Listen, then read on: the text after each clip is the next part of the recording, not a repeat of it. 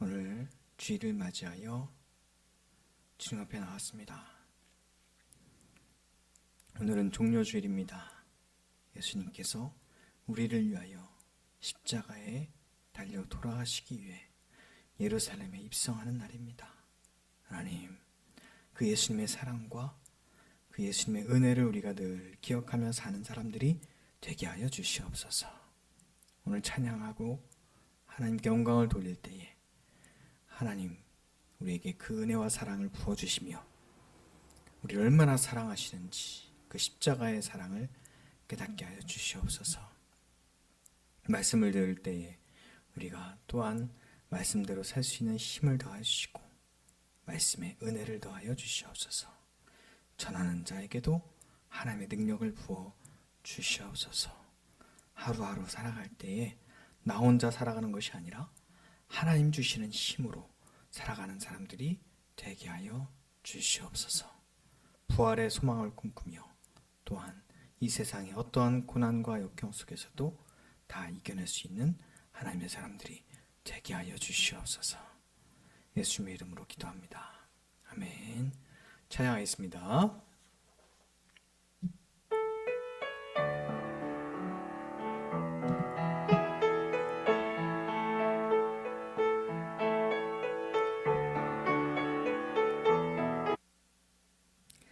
우리 이 시간 러시아를 위해서 함께 기도하겠습니다. 러시아하고 우크라이나하고 전쟁 중인데요. 우리가 우크라이나를 위해서도 많이 기도하지만 러시아를 위해서도 기도해야 됩니다. 그 지도자가 회개하기를, 또한 명령이기 때문에 어쩔 수 없이 전쟁에 참가한 또 군인과 그 가족들도 있잖아요. 너무 안타깝죠. 러시아를 위해서 함께 기도했으면 좋겠어요. 최근에 부차 학살로 인해서 유엔 인권이사회에서 퇴출됐는데 이 나라가 전쟁을 그만두고 또 생명을 소중하게 여기는 그런 나라가 되었으면 좋겠습니다. 잠언 27장 4절에서 6절 함께 읽고 기도하겠습니다. 부는 잔인하고 노는 창수 같거니와 투기 앞에야 누가 서리요. 면책은 숨은 사람보다 나으니라. 친구의 아픈 책망은 충직을 말미암은 것이나 원수의 잦은 입맞춤은 거짓에서 난 것이니라. 기도하겠습니다.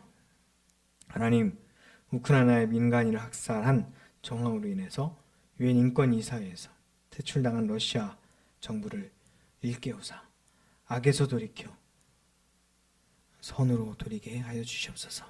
침공을 멈추지 않는 푸틴의 분노와 탐심을 멸하여 주시고 주변국의 면책을 달게 받아 러시아가 전쟁을 그치고 회복을 논하게 하여 주시옵소서. 국제사회 제재로 어려움을 겪는 러시아인들을 불쌍히 여겨주시고 이 땅에 충직한 교회가 백성에게 복음을 전하여 화평이신 하나님의 통치를 함께 누리게 하여 주시옵소서. 예수님의 이름으로 기도합니다. 아멘. 오늘 보실 말씀은 누가복음 19장 28절에서 40절 말씀입니다. 누가복음 19장 28절에서 40절입니다. 한 절씩 교독하겠습니다. 예수께서 이 말씀을 하시고 예루살렘을 향하여 앞서서 가시더라.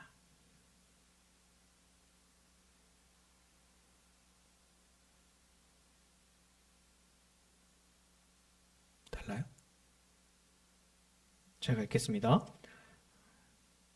감람원이라 불리는 산 쪽에 있는 벳바게와 베다니에 가까이 가셨을 때에 제자 중 둘을 보내시며 이르시되 너희는 맞은편 마을로 가라. 그리로 들어가면 아직 아무도 타보지 않은 나귀 새끼가 메어 있는 것을 보리니 풀어 끌고 오라. 만일 누가 너희에게 어찌하여 푸느냐 묻거든 말하기를 주가 쓰시겠다 하라 하심에 보내심을 받은 자들이 가서 그 말씀하신 대로 만난지라. 나귀 새끼들을 풀 때에 그 임자들이 이르되 어찌하여 나귀 새끼를 푸느냐 대답하되 주께서 쓰시겠다 하고 그것을 예수께로 끌고 와서 자기들의 겉옷을 나귀 새끼 위에 걸쳐놓고 예수를 태우니 가실 때에 그들이 자기의 겉옷을 길에 펴더라. 이미 감람산 내리막길 가까이 오심에 제자의 온 무리가 자기들이 본 바 모든 능한 일로 인하여 기뻐하며 큰 소리로 하나님을 찬양하여 이르되 찬송하리로다. 주의 이름으로 오시는 왕이여 하늘은 평화요 가장 높은 곳에는 영광이로다 하니 무리 중 어떤 바리새인들이 말하되 선생이여 당신의 제자들을 책망하소서 하거늘 대답하여 이르시되 내가 너희에게 말하노니 만일 이 사람들이 침묵하면 돌들이 소리치리라 하시니라. 아멘. 할렐루야. 주의 이름으로 사랑하고 축복합니다. 예수님의 순환 그리고 죽음을 기념하는 주간입니다. 예수님께서 예루살렘에 입성을 하는 날을 기념하여서 오늘 주일부터 시작해서 사실 고난주간은 내일부터인데요. 오늘은 종려 주일로 지키죠. 예수님께서 죽음을 겪으신 곳 바로 예루살렘을 향하여 가십니다. 네 복음서 모두 이 장면을 비중 있게 다룹니다. 중요한 일이기 때문이에요. 예수님의 예루살렘 입성에 관해서 가장 널리 알려지고 가장 많이 아는 이야기는 나귀 새끼를 타고 가는 거. 그리고 사람들이 종려나무를 흔들며 호산나라고 다윗의 자손이여라고 외치는 것이죠. 이 종려나무를 흔들면서 주님을 환영하고 찬양하는 이야기는 요한복음에 나와 있습니다. 그리고 마태와 마가복음에서는 나뭇가지를 베어서 길에 펴죠. 그리고 예수의 행진에 사람들이 참여를 합니다. 그래서 이 입성 사건을 기념하는 주일을 종려주일이라고 하는데요. 누가복음에서는 예수님께서 예루살렘으로 입성하실 때 종려나무의 가지 이런 표현은 나오지 않아요. 예루살렘 입성 사건을 알고 있는 이들이 떠올리는 그림은 거의 요한복음에 의존하고 있어요. 예루살렘의 많은 주민들이 예수님의 오심을 맞이하고 또 예수님의 오심을 환영하면서 많이 사람들이 있는 것죠. 종려나무를까지를 흔들면서 소리를 높여 찬사를 보내고 찬양을 하고 우리의 왕이다 라고 이야기를 하죠. 이게 요한복음의 그림입니다. 반면에 마태와 마가복음에서는 예수님과 함께 무리가 벌인 행진이고 누가복음에서는 더 조촐하게 제자들끼리 예수님을 예루살렘으로 입성하게 합니다. 원래 6월절하고요. 그런 명절에는 유대인들이 예루살렘으로 모여드는 풍습이 있잖아요. 예루살렘에 들어가는 사람들이 얼마나 많았을까요? 그러면서 각자 퍼레이드를 하기도 하고 각자 기쁨의 표현들을 하기도 합니다.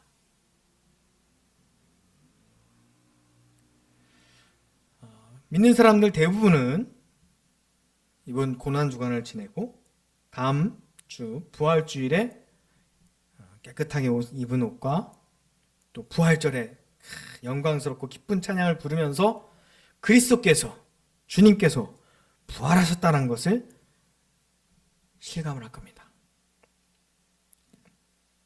30절부터 40절 말씀 보면 이제 앞으로 되어질 일이 어떤 일들인지 대략 알 수 있어요. 역사적인 예수 학자인 보그와 크로산이라고 하는 사람은 이런 이야기를 했어요. 6월절 주간에 두 개의 큰 행진이 있었다. 서쪽에서는요, 말과 전차, 그리고 번쩍이는 갑옷, 제국의 권력을 보여주는 그런 아주 영광스러운 채 입성하는 빌라도가 있었고, 그는 6월절의 주간에 오면서 가장 우려했던 게 반란일 거예요. 히브리 민족이 옛 애굽에서 살다가 하나님께서 그들을 구원해 주셨다는 기억을 늘 갖고 있기 때문에 로마의 압제를 당하면서도 자기들은 언젠가는 구원받고 독립할 것이다 라고 하는 꿈을 꾸고 있었고, 또 유대인들이 가장 많이 모이는 6월절이 다가오고 있었기 때문에 빌라도는 이 반란에 대한 굉장한 경계를 하면서 왔을 겁니다. 그와 반면에 동쪽에서는요, 또 다른 행진이 이어지고 있었는데 빌라도와 다르게 보잘것없는 평민이에요. 예수님께서 나귀를 타고 오십니다. 옷도 평범해요. 그런데 준비를 잘했죠. 예수님께서 상징적인 예언적인 행동들을 하십니다. 누가는 이 새로운 왕, 진짜 왕은 뭐 황제는 저 로마에 있지만 어쨌든 그 땅을 직접 다스리는 총독이 오는데요. 그 총독이 올 때 그가 내가 권력자다라고 하는 것을 나타내는 가장 큰 것들은 무기죠, 무기. 무기를 보여주면서 이 무기로 내 힘으로 너희들에게 평화를 주고 있어. 꼼짝 마, 가만히 있어. 막 그런 거죠. 팍스 로마나가 그런 거였잖아요. 그런데 이 땅에 진짜 평화의 왕으로 오시는 우리 주님은 그 빌라도가 보여주는 무기로 평화를 주는 것과 다른 평화를 줍니다. 그래서 스가랴 9장 9절에서 10절 말씀 같이 읽겠습니다. 시온에 따라 크게 기뻐할지어다. 예루살렘에 따라 즐거이 부를지어다. 보라, 내 왕이 내게 임하시나니 그는 공의로우시며 구원을 베푸시며 겸손하여서 나귀를 타시나니 나귀의 작은 것 곧 나귀 새끼니라. 내가 에브라임의 병거와 예루살렘의 말을 끊겠고 전쟁하는 활도 끊으리니 그가 이방 사람에게 화평을 전할 것이요 그의 통치는 바다에서 바다까지 이르고 유브라데 강에서 땅 끝까지 이르리라. 아멘. 예수님께서 들어오실 때 많은 제자들이 주위에 몰려들어서 자신의 옷을 길 위에 깔아요. 이게 다예요. 그러면서 소리를 높여 찬양합니다. 복되어라 주의 이름으로 오시는 왕이여. 여기서 왕은요, 시편 118편 26절에 한 단어를 더 넣은 거예요. 같이 읽겠습니다. 여호와의 이름으로 오는 자가 복이 있으며 우리가 여호와의 집에서 너희를 축복하였도다. 아멘. 그런 다음에 하늘에는 평화, 더 높은 곳에서는 영광, 이렇게 표현합니다. 이것은 다가올 세상에서 하늘의 안식과 희망을 노래하는 거예요. 마태는 그래서 뭐라고 얘기했죠? 천국, 킹덤 오브 헤븐, 그것을 얘기했습니다. 예수님 안에서 이 세상의 나라들을 향한 변화를 꿈꾸면서요. 로마 관료 입장에서는요, 예수님이 예루살렘에 열띤 환영을 받는 거, 그렇게 입장하시는 거, 야, 얘 반란 세력 아니야? 그렇게 의심할 수 있는 거잖아요. 사람들이 많이 따르면. 실제로 예수님 시대, 그리고 예수님이 돌아가신 이후에 AD 70년까지 크고 작은 반란들이 내가 메시아다! 내가 이스라엘의 왕이다! 라고 하면서 나타나가지고 여러 반란을 일으킨 역사가 있어요. 66년에는 문하햄이라고 하는 지도자가 반군을 조직해가지고 총독 관할 안에 있었던 예루살렘에 진입하고자 했는데 실패한 적도 있어요. 그로부터 몇 년 후에 대규모 군대를 이끈 시몬이라고 하는 사람이 예루살렘을 차지하는 데까지는 성공했습니다. 그 이후에 70년대 로마가 가만히 있지 않겠죠? 예루살렘을 완전히 정복하고 잿더미로 만들어서 유대인들을 다 추방시켜버립니다. 뿔뿔이 흩어버려요. 누가는 예수님의 예루살렘의 입성이 로마를 반대하는 정치적인, 군사적인 반란 거사가 아님을 분명하게 이야기합니다. 여기서 두 나라, 곧 가이사 또는 아구스트라라고 하는 황제, 그 황제 그리고 그리스도의 나라, 황제의 나라와 그리스도의 나라가 충돌하는 걸 알 수 있어요. 어떤 것 충돌하느냐? 힘으로 충돌하느냐? 전쟁으로 충돌하느냐? 그게 아니라 가치로 충돌하는 거죠. 황제의 나라는 무력의 가치였고 그리스도의 나라는 사랑의 가치였습니다. 누가복음도 예수님을 왕으로 칭하긴 하는데요. 다윗의 왕, 이스라엘의 왕이 아니라 주님의 이름으로 오시는 왕이여 라고 표현합니다. 자, 여기서 왕은 그냥 한 민족의 왕이나 한 나라의 왕이나 한 황제가 다스리는 그 땅의 왕을, 그 통치자를 이야기하는 게 아니에요. 이 왕은요, 민족을 넘어선, 나라를 넘어선, 인종을 넘어선 온 우주적이며 보편적이고 절대적인 왕을 이야기합니다. 주의 이름으로 오시는 왕이시여, 이 말씀은 하나님의 이름으로 오시는 왕이다. 즉 하나님이 보내셨다라고 하는 것을 뜻합니다. 자, 예수님께서 선포했던 하나님의 나라는 공의 그리고 하나님의 자비와 사랑에 기초랍니다. 누가복음 11장 42절 같이 읽겠습니다. 화 있을진저 너희 바리새인이여 너희가 박하와 문양과 모든 채소의 11조는 드리되 공의와 하나님께 대한 사랑은 버리는도다. 그러나 이것도 행하고 저것도 버리지 말아야 할지니라. 아멘. 하나님의 영광은요, 영광이 뭐예요? 빛이잖아요. 너무 밝은 빛을 영광이라고 하거든요. 자, 빛 하면 뭐가 생각나나요? 창조 때가 기억나죠? 빛이 있으라. 영광은 하나님의 창조의 원천인 거예요. 자, 그러한 하나님의 영광이 이 땅에 구체적으로 임해서 나타나는 걸 어떻게 표현될까요? 우리들 가운데 평화로 표현이 됩니다. 평화는 예수님께서 이 땅에 오심으로써 성취되고 이루어져가는 하나님의 은혜죠.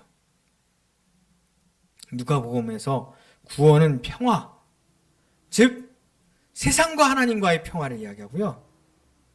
유대인과 이방인과의 평화를 이야기하고요. 부자와 가난한 자의 평화를 이야기합니다. 종과 자유인, 남자와 여자, 잘난 사람과 못난 사람, 차별받는 사람과 차별하는 사람, 여러 가지가 있겠죠. 그런 사람들 사이에, 남자와 여자 사이에 평화를 이야기하는 거예요. 이 평화되는 것을 원치 않는다면서 반대하는 사람들이 또 생겨났죠. 그리고 19장 1절과 10절, 오늘 28절부터 읽었는데요. 예수님께서 이 말씀을 하시고 라고 하시잖아요. 이 말씀 뭐예요? 열무나 비유. 어디에서? 삭개오의 집에서요. 그 삭개오의 집에 머물겠다라고 예수님께서 말씀하셨을 때 그 반대하는 사람하고 불평하는 사람들이 있었다니까요. 자기네 집 내줄 것도 아니면서. 그리고 이어지는 예루살렘 입성에서 강력한 바리새인들의 비판에도 불구하고 아랑곳하지 않고 예수님 행렬에 참여하는 제자들이 있었습니다. 비록 예수님께서 전차는 아니었지만 오히려 나귀 새끼를 탄 초라한 모습이었지만 누군가는요 비웃고 누군가는 가로막기도 하고 누군가는 거절하기도 하지만 예수님의 그 평화 행진은 계속됩니다. 그리고 그 평화 행진은 어디까지 닿아요? 결국은 뚜벅뚜벅 걸어서 십자가까지 가죠. 그 십자가에서 예수님께서 외치는 말씀들이 있습니다. 아버지, 내 영혼을 아버지 손에 부탁하나이다. 오늘 내가 나와 낙원에 함께 있으리라. 그리고 한 로마인 백부장이 하나님께 영광을 돌면서 이렇게 응답합니다. 이 사람은 정령 의인이었도다. 자, 이 평화의 행렬에 여러분 참여하시기를 바랍니다. 기쁨의 찬양 너머에 예수님은 죽음을 향해 가고 계셨어요. 사랑하는 성도 여러분, 우리도 예수님처럼 기쁨의 시간을 넘어서 슬픔과 죽음의 시간이 있다 할지라도, 혹은 지금 내가 슬픔과 죽음의 시간을 보내고 있다 할지라도 우리 주님과 함께 십자가의 길을 가며 여러분을 통하여 평화가 이루어지기를, 하나님의 영광이 나타나기를 간절히 주의 이름으로 축원합니다. 기도하겠습니다.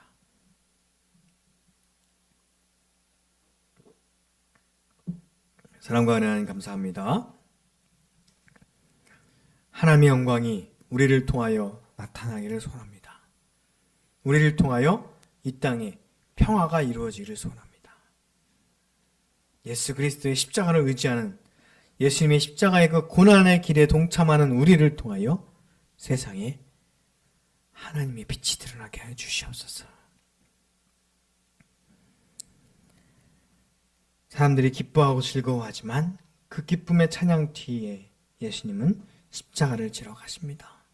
우리도 예수님처럼 묵묵히 십자가를 지며 날마다 또한 부활할 것을 소망하면서 살아가는 사람들이 되게 하여 주시옵소서. 예수님의 이름으로 기도합니다. 아멘. 찬양하시며 준비하신 예물 봉헌하겠습니다. 십자가 십자가.